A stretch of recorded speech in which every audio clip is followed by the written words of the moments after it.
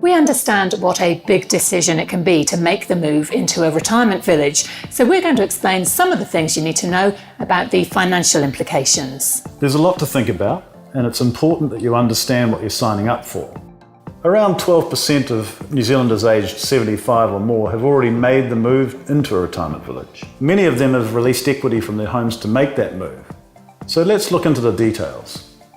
A handful of operators will offer you a title to the unit, but most give you a license to occupy a specific unit.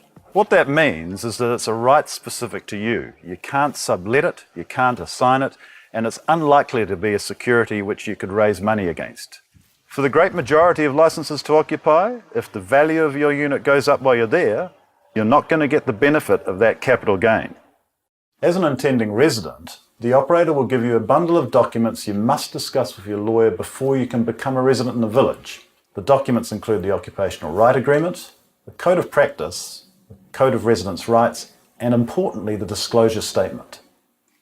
The Disclosure Statement is a really important document because it sets out an estimated return on your capital at the 2-year, 5-year and 10-year period of your living in the village. This shows the effect of the operator's deferred management fee, which is sometimes called the fixed deduction, on the original amount you paid for the unit. That fee will be charged when you terminate the occupation right agreement, or in other words, when you leave the unit. So how does this fee get worked out? The fixed deduction fee is set out in the disclosure statement. It'll be 20 to 30% of the original capital, and it'll be amortised over time, over the first 2 to 5 years of you living in the village. So what does amortised mean? It means that the deferred management fee will be repaid over time. If you were to leave the village in the first 2 to 5 years, you wouldn't pay the full amount of the fixed deduction, just the percentage for the years that you'd been there. If you're in the village for more than 5 years, then you end up paying the full deferred management fee at the time you leave the village. It'll be capped at that 20 to 30% rate. And how satisfied are most residents with this arrangement?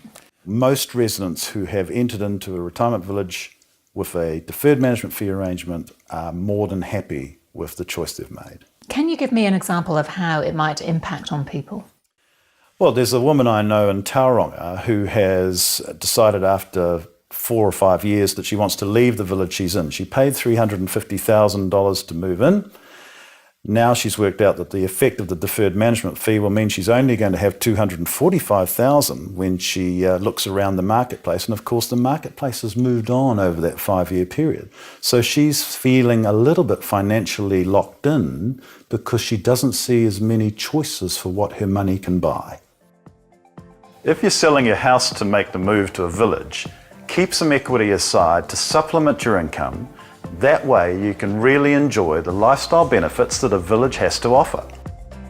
Tell me about the weekly charges. The weekly charges and any additional charges that the resident may be liable for are all set out in the disclosure statement.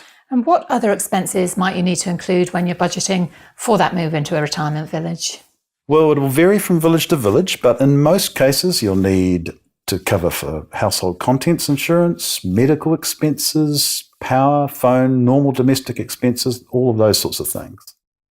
I believe service departments, though, might be a little different, is that right? They have all of those sorts of costs included in one package, along with any additional services a resident may want, such as, say, somebody helping do the laundry, for example. Is there anything else that people should be aware of? It's really important for your lawyer to go through the weekly charges and how they may change and look at the details of that. And another thing that you want your lawyer to look at is, are there any additional charges if you wanted to transfer from one unit to another unit within the village while you're living there? If you're leaving the village, the operator usually controls the sale of the unit.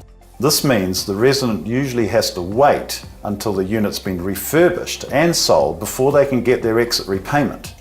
Now, the exit repayment is the amount of your original capital less the deferred management fee and any outstanding charges. It's a good idea to spend some time discussing your financial situation with your family as well as an independent advisor.